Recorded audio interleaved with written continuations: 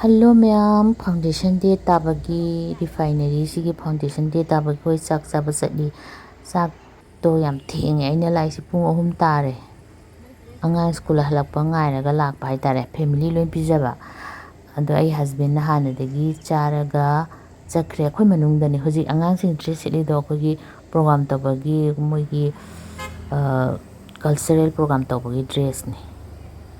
mogi Assamese ki Rajbangshi kai leba adugi dress ni ma'am Assam ji su jati yam lei ma'am aichu sum lerakpadagi khange nan aina prize lawba chatpa mafam do adudane adum dugi side da ground ama leba sini school gi side ki ground ni moina nambiri ne tam thing ai husband di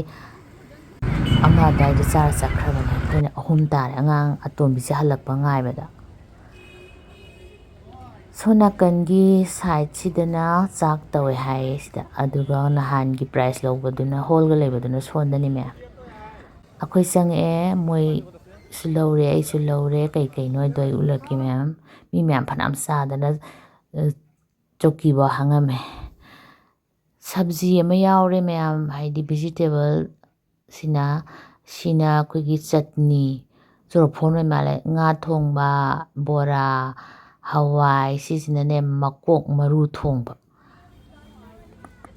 ma'am akhoi chaba loire thokla aduga akhoi jam theng na sak chamandana ba sida dum habit oire pung 3 da sak ngana chabaga se hainadrabane ba sina cultural program tawbagi yumdadi pung 3 haise nungdang gi chak thongbagi tayari bak tongnaram natra ma'am lo leiru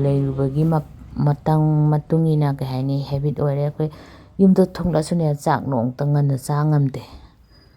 pung 3 makta chadrasu ani saida dum chai Manipur da thongla su